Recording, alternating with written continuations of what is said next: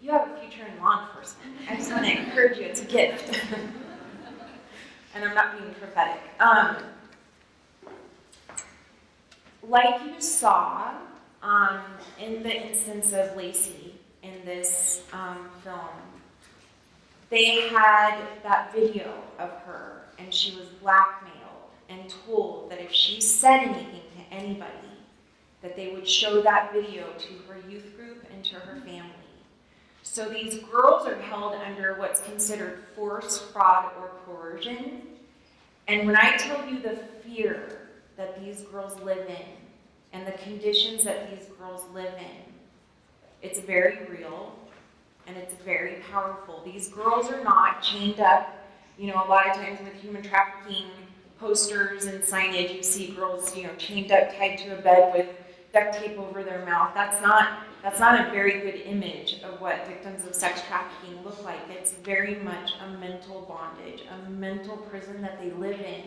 They've been manipulated and lied to, oftentimes under horrendous, and I'm not sugarcoating anything, horrendous situations, to where they're absolutely afraid to go and speak out. Because what if, unfortunately, sometimes the system fails. So what if something doesn't happen to protect her and she's forced to go back to her trafficker? What's the consequence going to be? So oftentimes that's what holds girls back. A little one. Okay, let's go to creation story. For those of you that remember that, right? Adam and Eve in the garden. Everything's going great.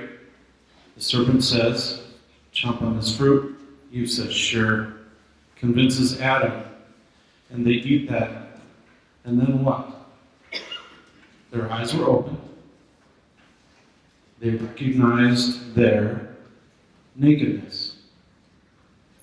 Which in that story can mean tons of things. Their unprotectedness, their complete vulnerability. Remember, when you're naked, you have no protection.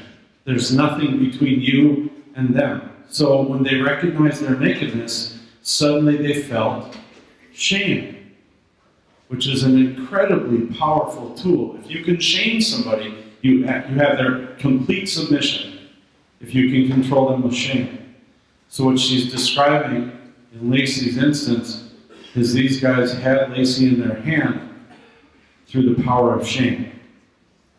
Pornography is an image of a sexual act or naked people either engaged in a sex act or by the showing of just a girl's top without any clothing on. It can be full nudity. It can be pictures and videos of people engaged in sexual activity.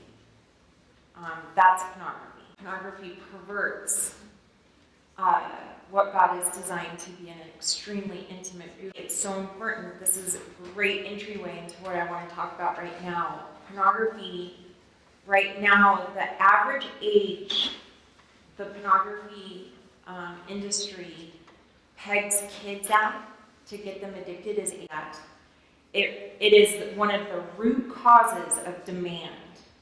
The demand is what fuels the sex industry. The demand is what fuels buyers of women and children and boys for sexual purposes. It is not victimless. People are hurt, people are forced into it, and it is oftentimes the gateway entry into prostitution and or stripping. So I'm going to switch now, while I have just a few minutes, into talking about demand. The demand is the buyer, and it doesn't necessarily mean it has to be a man, because women buy too. Actually, in my situation, when I was trafficked at 13, I was bought by a couple. I was bought by a man and a woman. And so that, again, is breaking stereotypes. But we know, unfortunately, that the majority of buyers of women, children, and boys are men. So Forward North Dakota right now is really focusing in 2015 on breaking the demand, really speaking into the lives of men and young men and even boys, knowing that that age is 8 years old, that the pornography business wants to hit the brain of an 8-year-old boy because they know that if they can do that, they have a customer for life.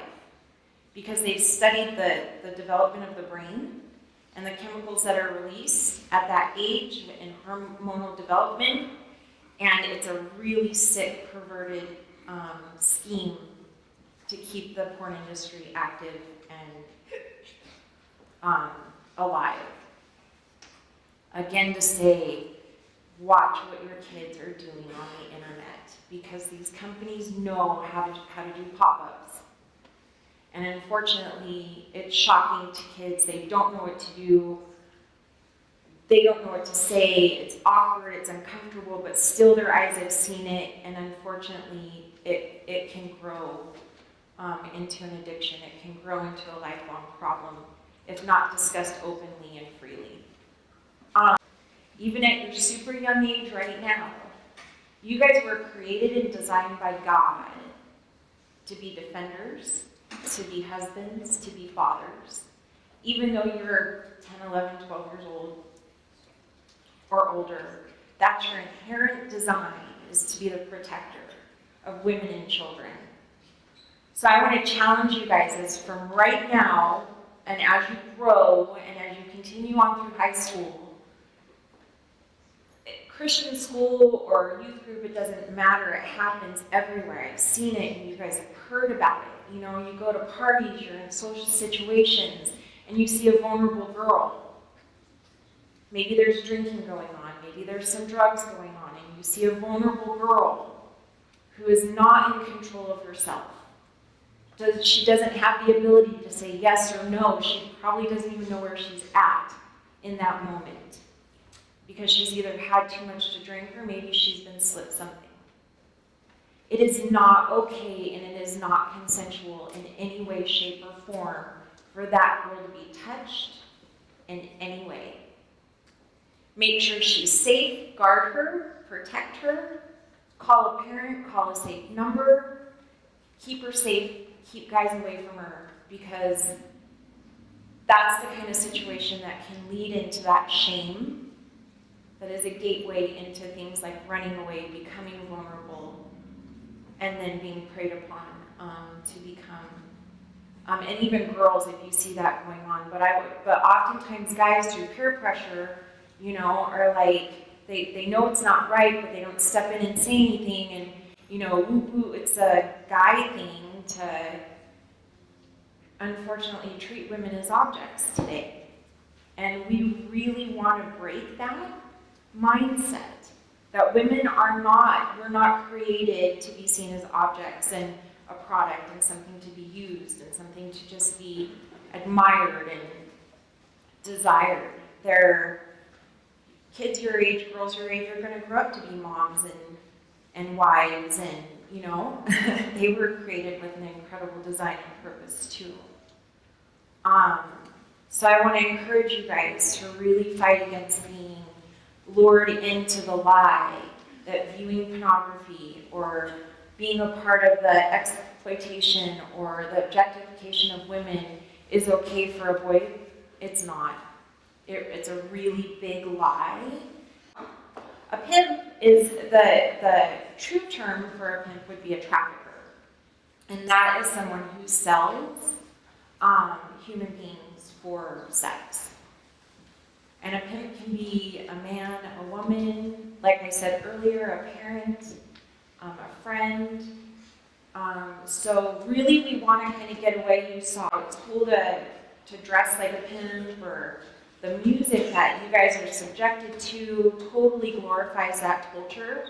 And so take a stand, because when you're hearing those lyrics of a hoe or, you know, different words like that, it's a real life. It's a real life circumstance for some girls. 38 years old, yeah. That's a really good question too. There's hot spots for sure, but right now all around the United States, it's pretty big. We're really discovering that trafficking is existing in rural areas. But some of the major hotspots are places like Atlanta, Miami, New York, California for sure, up near Seattle and Oregon, we talked about it being organized crime. And so there's different routes that the traffickers take to move their victims across the United States. Bismarck, we don't have a verifiable number, but we are working really hard at finding out how big. I don't have a number answer, but there's really reliable information on the internet about how prevalent commercial sex is in our state and on websites. There's one called Backpage that's actually really problematic and a place where a lot of posts and availability of this very prevalent. And then when you look at kind of some of the research behind the commercial sex industry, it's usually somewhere between, I would say, 92 and 96% of people involved in it feel either that there's overt coercion or societal or inequality forces that force them into it. So when you look at that, 170 posts in one day with 90-some% of them feeling coerced into that situation, you're looking at 140 or 150 plus people a day in our state that are being exploited. So. You guys hear a prostitute, right? Or a hooker. As a girl who sells her body for sex. Well, we want to break that terminology and always use the terminology possible victim of human trafficking because, like Christina just said, 90% of the girls, women, and boys involved in the selling of bodies for sexual purposes are under some kind of force, fraud, or coercion. So prostitution, when you call them a prostitute or a hooker or a hoe, because you guys are hearing that in your language and your music, unfortunately, that points to choice. That points to, I am a prostitute. I am a hooker. I am a hoe. When all reality, she is a victim of human trafficking who needs help, support, and services. And there is hope, and through empowerment, restoration is absolutely possible. We talked about boys being vulnerable earlier, that it definitely does not just happen to girls. We kind of want to step away from identifying oil as the root cause of trafficking here in North Dakota, even though it has expanded it and brought lots of attention to it. It's happening in places in North Dakota where the oil is not even an issue yet, or you know what I mean? Like, we don't want to blame it on the oil boom or give it attention just because the oil boom, because if the oil boom stops, trafficking is still going to continue. So we don't want people to get stuck in the mindset that it's following the oil boom, so when the oil boom leaves, then they stop thinking about trafficking. I just wanted to say one thing about the oil and what's happening in this area as a result of the oil. I personally have family members that have been involved in this for over 20 years in this area in North Dakota. So I just wanted to... Oh boy. Right now, I mentor and support about 30 different girls across the United States. The youngest one right now is 11 years old. And some women. Accumulatively, throughout the 6 years, hundreds of girls that I have worked with. That's a really good question, because in part of the grooming process, oftentimes the trafficker will tell the girl, there's lots of money to make, she's going to make lots of money, she's going to get this, she's going to get that, or he, because it happens to boys too, it absolutely does. In reality, the traffickers, once the girl, and for a time, she may get a portion of the money that is made off of the selling of her body, but in time, almost 100% of the time, 100% of the money goes directly to the trafficker. And the girl actually is just a product, just a commodity to be sold for profit, and the money goes into the pocket of the trafficker. There was a recent story in the Tribune about that, where they caught a guy with... She had $3. She had $3 and he had 13 grand, 13.7 or something. Yeah. That's crazy. Grooming is the process, like in the film. She was being groomed. So when that guy came in, so there was one guy. Okay, let's break it down. There was one guy that came in as a regular customer and was having a conversation and getting information. That guy was just a regular customer at a restaurant. Went to Nick, the cute boy who was really funny, and said, okay, there's this girl. She's vulnerable because she really wants to get out of this small town. She's really super cute. She'll make us lots of money. She wants to go to Seattle. She wants to go to college. She wants to be a nurse. She's a cheerleader. She's this, she's that.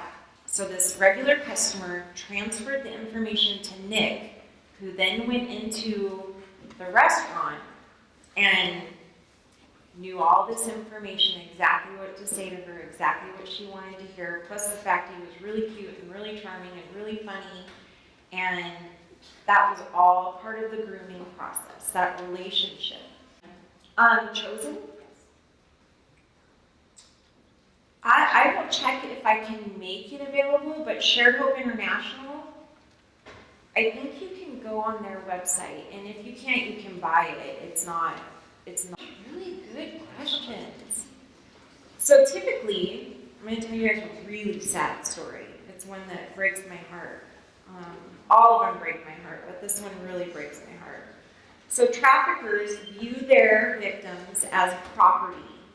And in order to establish that they belong, the victim belongs to a certain pimp, they will often mark them with a tattoo of their name or their gang, or with a number or a sign or something indicating that that person belongs to the certain pimp.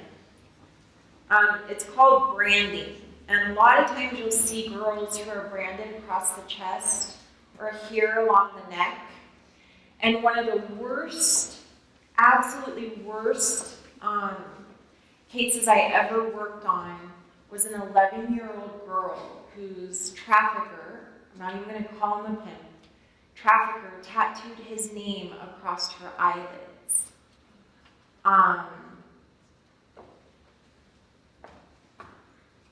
That was a heartbreak. I mean, they're all heartbreaking situations, but an 11-year-old girl does not choose to get a pimp's name, a trafficker's name tattooed across her eyelids and be sold into sexual slavery at 11 years old. The movie listed some of the tattoos, and one of them that I thought was really interesting was the barcode. Talk about reducing somebody to a product. Put a barcode on. Oh, that's all the trafficker does. Oh, yeah. Yep, so to look for the same signs in a boy being trafficked and a girl, it would be the same. Change in behavior, change in dress, change, if you see them having a tattoo. We do know that in North Dakota, sexual assault against males has gone up. I think the statistic is like 5 times over the past several years, as long as it takes, because healing is a process. There are things that happen to these victims that can cause really serious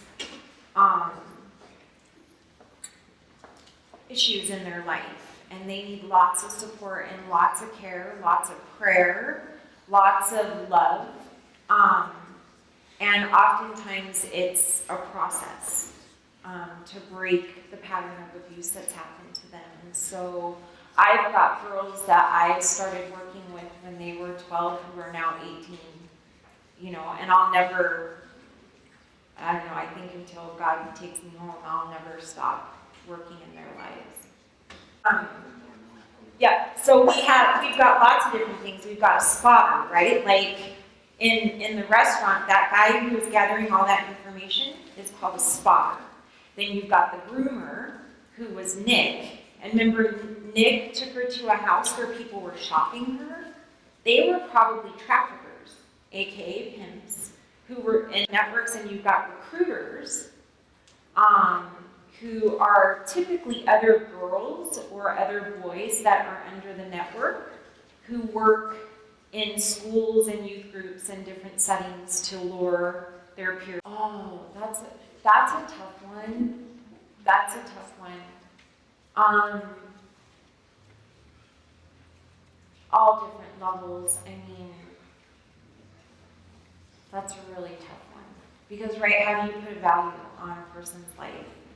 And we've heard of kids being sold for as much as $1,500 and for as little as 50. So, I mean, as little as 20 even in some neighborhoods. And sometimes they're not just sold for money.